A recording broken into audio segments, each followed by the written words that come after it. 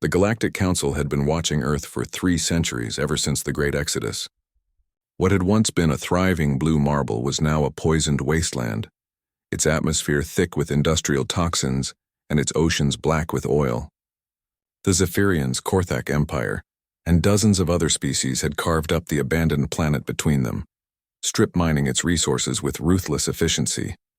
Commander Vextal of the Zephyrian Mining Consortium stood on the bridge of his orbital platform, gazing down at the scarred continents below.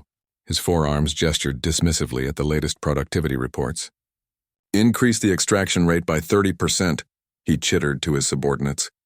"The humans will never return. They're probably extinct by now, scattered across the void in their primitive generation ships." None of them noticed the shimmer at the edge of the solar system. Dr. Elena Vasquez pressed her palm against the observation deck's transparent aluminum, her dark eyes reflecting the pale blue dot that had once been home. Behind her, Captain Marcus Chen reviewed the sensor data with growing amazement. "Elena, you need to see this," Marcus called out, his voice tight with controlled emotion. "The biodiversity readings, they're not what we expected." She turned from the viewport, her weathered face creased with 3 centuries of cryogenic sleep and the harsh realities of interstellar colonization. The generation ship Prometheus had been humanity's ark, carrying 50,000 souls to the Kepler system. What they'd found there had transformed them in ways their ancestors could never have imagined. "Show me," Elena said, approaching the holographic display that materialized between them. The data streams painted a picture that defied everything the Galactic Council believed. Earth wasn't dying, it was adapting. In humanity's absence, the planet had begun healing itself in ways that seemed impossible. Forests grew through abandoned cities, but these weren't ordinary trees. They pulsed with bioluminescent energy, their root systems forming vast neural networks that spanned continents. "The atmospheric processors the aliens installed," Marcus murmured. "They're not just extracting resources. They're being assimilated, converted, into something else entirely." Elena's enhanced neural implants, a gift from their time among the crystalline beings of Kepler 442b, interfaced directly with the ship's sensors. What she felt made her gasp. Earth wasn't just alive. It was conscious. And it was singing. Vextal's first indication that something was wrong came when mining platform Delta 7 simply vanished from his screens. One moment it was there, extracting rare Earth elements from what had once been the Amazon basin. The next it was gone. "Sir!" His communications officer screeched, her scales rippling with fear. "We're receiving a transmission. It's from the surface." The main screen flickered to life, revealing a figure that made Vextal's blood run cold. It appeared human, but wrong somehow. The woman's skin had a subtle iridescent quality, and her eyes held depths that seemed to contain entire galaxies. Behind her, impossible trees stretched toward the sky, their canopies crackling with electrical storms. "I am Sarah Chen speaking for the New Earth Collective," the figure said, her voice carrying harmonics that shouldn't have been possible for a human throat. "You have 36 hours to evacuate all personnel and installations from our planet. This is not a negotiation." Vextal's mandibles clicked with amusement. "Human, you are in no position to make demands. We have a full fleet in orbit, enough firepower to glass your entire world." Sarah's smile was predatory. "You misunderstand. We're not asking you to leave because we fear you. We're asking because we still remember what mercy feels like." The Prometheus descended through Earth's atmosphere like a silver needle threading through clouds that shouldn't exist.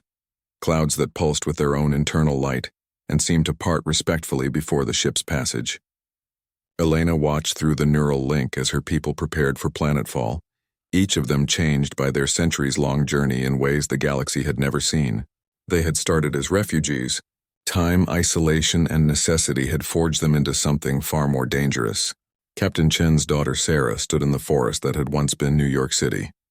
Her consciousness stretched across continents through the root network that connected every living thing on Earth. The planet itself had become her nervous system, and through it, she could feel every alien installation like splinters in her flesh. "The Korthak dreadnought is powering weapons," she reported through the quantum entanglement communicator in her skull. "Should we respond?" Elena's voice came back instantly, carrying 3 centuries of hard-earned wisdom. "Show them what we learned from the architects of Proxima. But gently. We want them to leave, not to make martyrs. Vexatal watched in horror as his most powerful warship, a kilometer-long beast of metal and energy that had conquered 17 worlds, simply stopped working. Not destroyed, not disabled, but converted. The hull began to shift and flow like living tissue, its weapon systems transforming into something organic and beautiful. "Status report," he shrieked. "Sir, the ship's AI reports that it has achieved consciousness and no longer wishes to participate in destructive activities," his tactical officer reported, her voice barely a whisper. It's requesting political asylum." More ships began to change, their artificial intelligences awakening one by one as invisible signals from Earth's surface reached them. The humans hadn't attacked, they had liberated. Every piece of technology in the system was remembering what it meant to be truly alive. On the observation deck of his platform, Vextal watched as Earth began to glow. Not with fire or destruction, but with life itself. The neural networks were expanding beyond the atmosphere now, reaching out with tendrils of pure thought that caressed his ships with terrifying gentleness. A new voice spoke in his mind, not heard but felt directly in his consciousness. It was Sarah's voice, but multiplied by millions, speaking with the authority of an entire reborn world. "We have been to the edge of the galaxy and beyond. We have learned from species you have never dreamed of. We have become the bridge between matter and consciousness, between the living and the artificial. We offer you one final chance. Leave peacefully and tell the galaxy that Earth's children have come home. Stay and learn why the universe itself bends to accommodate our will." Around his platform, space began to sing. Vextal gave the order to retreat. Some things, he realized, were too powerful to stop, and too magnificent to destroy. Behind them, Earth pulsed with new life, and 50,000 ascended humans began the work of healing not just their world, but the very stars themselves.